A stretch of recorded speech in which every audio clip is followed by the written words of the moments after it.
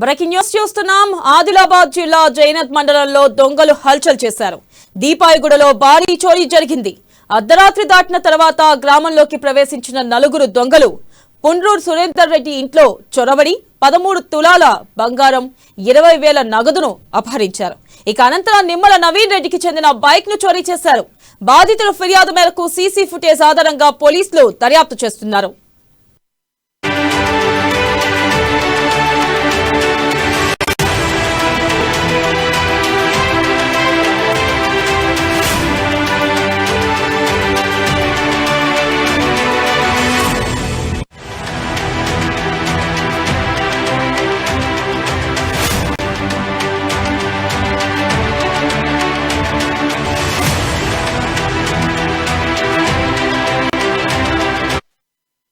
Breaking news చూస్తున్నాం. ఆదిలాబాద్ జిల్లా జైనత్ మండలంలో దొంగలు హల్చల్ చేశారు.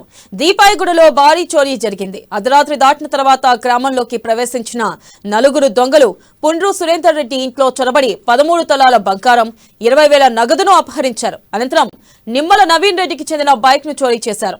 బాధితుల ఫిర్యాదు మేరకు సీసీటీవీ ఫుటేజ్ ఆధారంగా పోలీసులు దర్యాప్తు చేస్తున్నారు. ఇక దీనిపై మరింత సమాచారాన్ని మా రీజనల్ కోఆర్డినేటర్ సత్యనారాయణ అందిస్తారు. సత్యనారాయణ.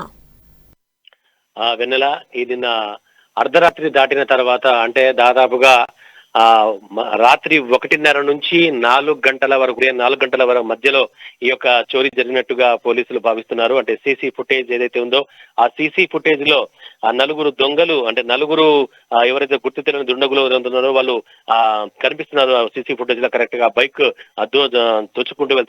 తోసుకుంటూ వెళ్తున్నారు. అయితే ఇది అంటే ఆ పుండ్రూరు సురేందర్ రెడ్డి ఎవరైతే ఉన్నారో అతనికి ఆ ఇంట్లో లేని సమయంలో ఆయన ఇంట్లో చొరబడి దాదాపుగా ఒక 20 తులాల బంగారము, తర్వాత 13 తులాల బంగారము, 20,000 నగదును అయితే చోరీ చేసినట్టుగా మనకు సమాచారం అందుతోంది. అయితే ఆ తర్వాత బయటకు వచ్చి అక్కడ ఏదైతే ఇంటి ఎదురుగా పెట్టినటువంటి ఒక నవీన్ రెడ్డికి చెందిన బైక్ ను అది కూడా తోసుకొని పోయారు. అంటే దీనికి అంటే ఎవరు, అది ఎక్కడి నుంచి వచ్చారు అనేటటువంటిది పోలీసులు విచారణ చేస్తున్నారు. అంటే సీసీ ఫుటేజ్ లో ఉన్నటువంటి ఒక విజువల్స్ ఆధారంగా వాళ్ళను గుర్తుపట్టి ఆ తర్వాత ఆ దొంగల్ని పట్టుకునేటటువంటి అవకాశం ఉన్నట్టుగా పోలీసులు చెప్తున్నారు. అంటే మొత్తం మీద ఈ ఇన్నాళ్ళు ఇంతవరకు అయితే ఆ దొంగతనంకు ఆదిలాబాద్ కేర్ ఆఫ్ అడ్రస్ కాదు అనేటటువంటి ఒక విషయంలో ఇప్పుడు మాత్రం తాజాగా ఈ యొక్క ఘటన జరగడం అక్కడ, ఎందుకంటే సాధారణంగా ఈ పుష్యమాసం పోయి మాఘమాసం అంటే ఎండాకాలం వచ్చిందంటే సాధారణంగా దొంగతనాలు జరగడం అరుదుగా కనిపిస్తాయి. కానీ ఎండాకాలం ఇంకా పూర్తిగా రాకముందే ఇప్పుడే దొంగతనాలు జరగడం అంటే సాధారణంగా సమ్మర్ లో ఎక్కువగా ఆరు బయట నిద్రిస్తారు కాబట్టి ఆ దొంగతనాలు జరిగే అవకాశం ఎక్కువగా ఉంటుంది. కానీ ఇప్పుడు మాత్రం ఈ యొక్క దీపాయిగూడలో జరిగిన చోరీ మాత్రం ఆ జిల్లాలో కలకలం రేపుతోంది. అంటే అతి త్వరలోనే దొంగల్ని పట్టుకుంటామని ఆ సీసీ ఫుటేజ్ ఆధారంగా దొంగల్ని గుర్తించి వాళ్ళని పట్టుకునేందుకు అంటే బాధితులైతే ఆ ఫిర్యాదు మేరకు పోలీసులు అయితే కేసు నమోదు చేసుకుని దర్యాప్తు చేస్తున్నారు. వినాల.